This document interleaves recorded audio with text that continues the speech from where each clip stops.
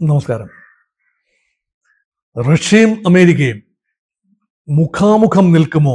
ട്രംപിന്റെ കീഴിലെ അമേരിക്കയും പുടിന്റെ റഷ്യയും തമ്മിൽ ഉണ്ടാകുമെന്ന് കരുതുന്ന ചങ്ങാത്തം മരീചികയായി തുടരുകയാണോ? ട്രംപിന്റെ സ്ഥാനാരോഹണം കഴിഞ്ഞുള്ള ചില പ്രഖ്യാപനങ്ങൾ നൽകുന്ന സൂചന എന്ന് പറയുന്നത് റഷ്യ വിഷയത്തിൽ പോലും ട്രംപ് കർശനമായ നിബന്ധനകൾ, നിലപാടുകൾ എടുക്കുന്നു. ട്രംപിന്റെ വിഖ്യാതമായ ഒരു പ്രസ്താവനയുണ്ട്, 2023-ലെയാണ്.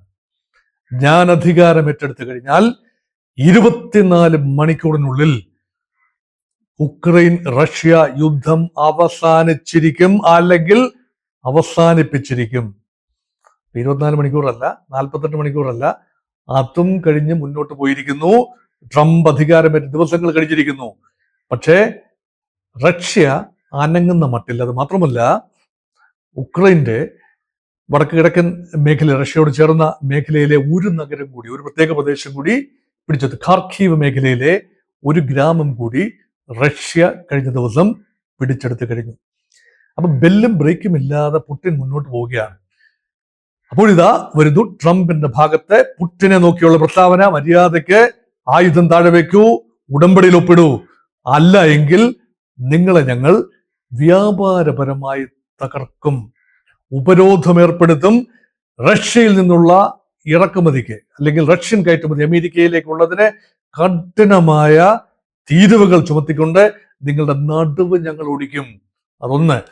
പിന്നെ റഷ്യയോട് മാത്രമല്ല, ലോകത്തോടായി പറയുന്നൊരു കാര്യമുണ്ട്: നിങ്ങൾ റഷ്യയൊക്കെ നമ്പി നിന്നാൽ നിങ്ങളുടെ കാര്യം കട്ടപ്പോകയാകും. കാരണം ഇപ്പോൾ നിലവിൽ റഷ്യക്ക് വലിയ തോതിലുള്ള പ്രകൃതിവാതകവും എണ്ണയും ഉണ്ട്, കയറ്റുമതിക്കുള്ള സാഹചര്യവുമുണ്ട്. പക്ഷേ ആ സാഹചര്യം ഞങ്ങൾ കൂടെ അനുവദിക്കണം, അല്ലെങ്കിൽ റഷ്യൻ ഓയിൽ കടൽ കടന്ന് മുന്നോട്ട് പോവില്ല. അത് ഞങ്ങൾ ഉറപ്പുവരുത്തും. ഉപരോധമാവും ഉണ്ടാവുക. അതൊന്ന്. രണ്ട്, റഷ്യക്ക് മാത്രമല്ല ഓയിൽ ഉള്ളതെന്ന് നിങ്ങൾ മനസ്സിലാക്കണം, ഞങ്ങൾക്കുമുണ്ട്. മണ്ണിന്റെ അടിയിൽ ഞങ്ങളുടെ പൊന്നമ്മയുണ്ട്, ലിക്വിഡ് ഗോൾഡ്. അതാണ് പെട്രോളിയം ആൻഡ് നാച്ചുറൽ ഗ്യാസ്. അപ്പൊ ഹൈഡ്രോ കാർബണിന്റെ അതിശക്തമായ നിക്ഷേപം ഞങ്ങളുടെ അമേരിക്കയുടെ മണ്ണിനടിയിലുണ്ട്. ഡ്രിൽ ബേബി ഡ്രിൽ, ഇതാണ് ട്രംപിന്റെ മുദ്രാവാക്യം.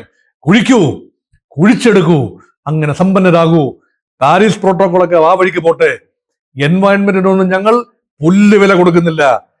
കാർബൺ എമിഷൻ കൂടിയാലും ശരി, ഞങ്ങളുടെ വിഭവങ്ങൾ ഞങ്ങൾ ഉപയോഗിക്കും, നിങ്ങൾ ആരും അഭിപ്രായം പറയാൻ വരണ്ട എന്ന ഒരു ധിക്കാര മനോഭാവം ട്രംപിന്റെ ഭാഗത്തു നിന്നുണ്ട്.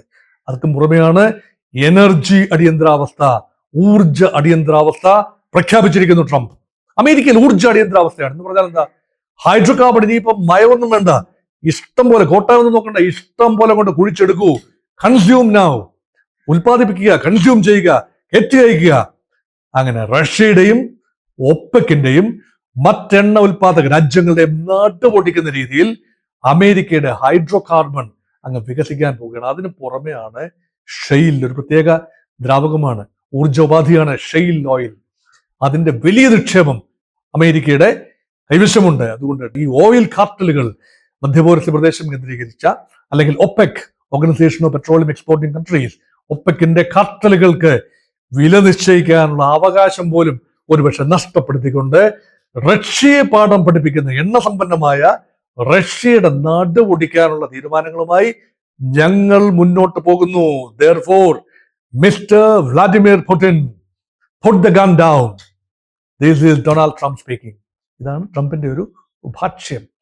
ചങ്ങാത്തൊക്കെ ഒരു വശത്ത്, ട്രംപും പുടിനും മച്ചാനുമാണെന്നൊക്കെ നമ്മളിങ്ങനെ പറയും. പക്ഷേ കാര്യം വരുമ്പോൾ ട്രംപ് മീൻസ് ബിസിനസ്.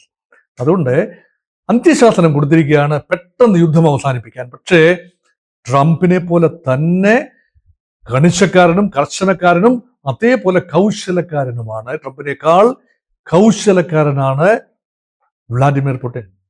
അദ്ദേഹത്തിന്റെ മനസ്സിൽ വേറെ ചിത്രമുണ്ടാകും. അമേരിക്കൻ ഡോളറിന്റെ നടുവൊടിച്ചുകൊണ്ട് സമാന്തരമായ ഒരു സംവിധാനം, അത് ബ്രിക്സിനെ മുന്നിൽ നിർത്തി Brazil, Russia, India, China, south Africa, പുതിയതായി ചേർന്ന 5 രാജ്യങ്ങൾ, അങ്ങനെ 10 രാജ്യങ്ങൾ, കൂടുതൽ രാജ്യങ്ങൾ ചേരാൻ തയ്യാറെടുക്കുകയാണ്.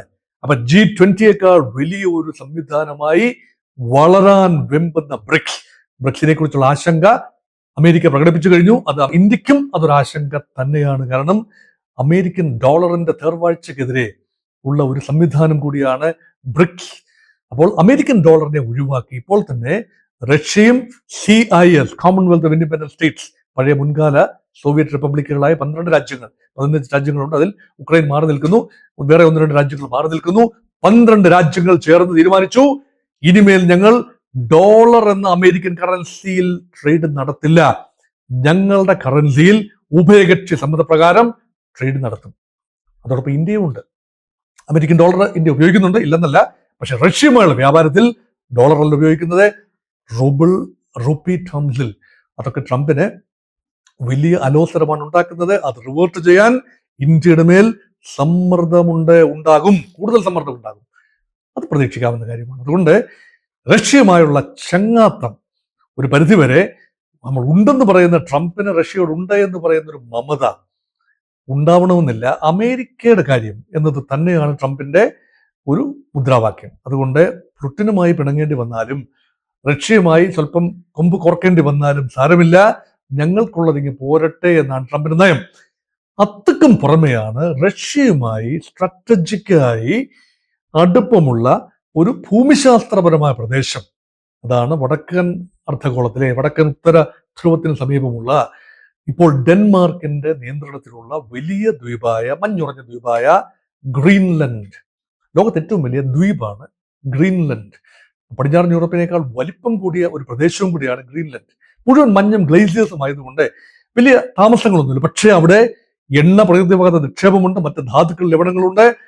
അത് മാത്രമല്ല തന്ത്രപ്രധാനമായ ഒരു സ്ഥലത്താണ്. റഷ്യയുടെ ഏറ്റവും വലിയ ദൗർബല്യം എന്ന് പറഞ്ഞാൽ ഉറഞ്ഞു കിടക്കുന്ന കപ്പലുകളാണ്. Russia does not have access to warm water ports. Warm water ports എന്ന് പറഞ്ഞാൽ എന്താ? ഇന്ത്യയുടെ സമുദ്രങ്ങൾ വാം വാട്ടർ പോർട്ട്സ് ആണ്. ബോംബെ ആകട്ടെ, വിശാഖപട്ടണം ആകട്ടെ, കൊച്ചി ആകട്ടെ, ഇനി വരുന്ന വിഴിഞ്ഞമാകട്ടെ, എല്ലാം തന്നെ നല്ല വെള്ളമാണ്. അവിടെ മഞ്ഞുകട്ടയൊന്നുമില്ല. മഞ്ഞിൽ തട്ടി ഒരു കപ്പലും തകരില്ല, ഇല്ലേ? ഇന്ത്യൻ ഓഷ്യനിൽ മഞ്ഞിൽ തട്ടി ഏതെങ്കിലും കപ്പൽ തകരുമോ? അല്ലെങ്കിൽ ദക്ഷിണ ധ്രുവത്തിനോട് അടുപ്പിച്ച് പോകണം. ഇവിടെ എങ്ങും പറ്റില്ല. പക്ഷെ റഷ്യ അങ്ങനല്ല.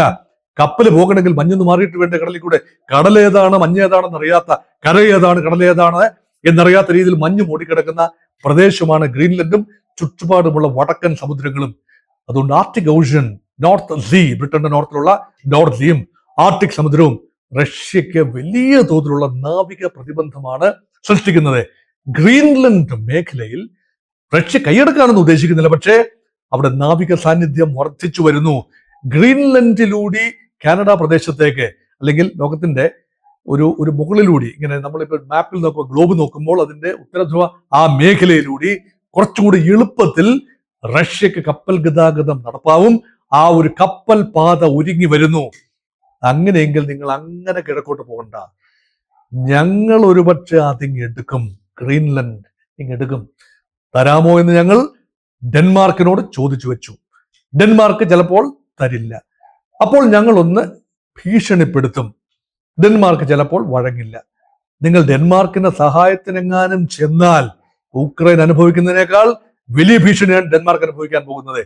അതുകൊണ്ട് ഡെൻമാർക്ക് തരും, തരാതിരിക്കില്ല. നിങ്ങൾ പണ്ടൊരു അബദ്ധം ചെയ്തല്ലോ. ഞങ്ങളുടെ അലാസ്ക എന്ന പ്രദേശം ഞങ്ങൾ വില കൊടുത്ത് നിങ്ങളിൽ നിന്നും വാങ്ങിയതാണ്. റഷ്യയിൽ നിന്നും അമേരിക്ക വില കൊടുത്ത് വാങ്ങിയതാണ്. വില കൊടുത്ത് ഞങ്ങൾ പണ്ടും വാങ്ങിയിട്ടുണ്ട്. എന്തൊക്കെയാണ്? ഫ്രാൻസിൽ നിന്നും സ്പെയിനിൽ നിന്നും ഒക്കെ അമേരിക്കയുടെ പടിഞ്ഞാറൻ പ്രദേശങ്ങൾ, യുണൈറ്റഡ് സ്റ്റേറ്റ്സ് ഓഫ് അമേരിക്കയുടെ പല സംസ്ഥാനങ്ങളും വില കൊടുത്ത് വാങ്ങിയ ഭൂമിയാണ്. വില കൊടുത്ത് വാങ്ങുന്നതൊക്കെ ഞങ്ങൾക്ക് പുത്തരിയല്ല. അത് മാത്രമല്ല, ട്രംപ് ഒരു കച്ചവടക്കാരൻ കൂടിയാണ്. എന്തും പണം കൊണ്ട് എന്തും വാങ്ങിയെടുക്കാം എന്ന് ചിന്തിക്കുന്ന ഡൊണാൾഡ് ട്രംപിനെ സംബന്ധിച്ചിടത്തോളം ഡെൻമാർക്കിൽ നിന്നും ഗ്രീൻലൻഡ് വാങ്ങിയെടുക്കാൻ ആത്മാർത്ഥമായ ശ്രമം ഉണ്ടാകും. പാനമ കനാൽ എടുക്കുന്നു, കാനഡ കിട്ടിയാൽ ഇങ്ങ് പോരട്ടെ. ഇനിയിപ്പോൾ ഗ്രീൻലാൻഡും കിട്ടിയാൽ അങ്ങ് എടുക്കും. അങ്ങനെ റഷ്യയുടെ മോഹങ്ങളെ ഒന്നൊന്നായി തല്ലിക്കൊഴിക്കുകയാണ്. അതുകൊണ്ട് റഷ്യയുടെ മേൽ സമ്മർദ്ദം ചെലുത്തുന്ന ഡൊണാൾഡ് ട്രംപിനെ കാണുന്നു. അധികാരമേറ്റെടുത്ത 3-4 ദിവസത്തിനുള്ളിൽ തന്നെ ട്രംപ് താനീ ഗുണം കാണിക്കുന്നു. അത് അമേരിക്കയിൽ വലിയ തോതിലുള്ള കയ്യടി ലഭിക്കുന്നുണ്ട്. പക്ഷേ ഇതിനെയൊക്കെ ഒരു ലോജിക്കൽ കൺക്ലൂഷനിൽ എത്തി നിർത്തുകയും റഷ്യയെ മൂക്കുകുത്തിക്കുകയും വരപ്പിക്കുകയും ഉക്രൈൻ യുദ്ധത്തിൽ ഒരു പരിസമാപ്തി എത്തി നിൽക്കാൻ ട്രംപ് അച്ചായം പറഞ്ഞതുകൊണ്ട് ഞങ്ങൾ യുദ്ധം നിർത്തി, എന്ന് റഷ്യക്ക് പരസ്യമായി പറയുന്ന രീതിയിലേക്ക് കാര്യങ്ങൾ കൊണ്ടെത്തിക്കുകയും ചെയ്താൽ മാത്രമേ ട്രംപിന് വിജയിക്കാനാവൂ. പുട്ടിനോടാണ് കളി എന്ന് ഓർക്കണം.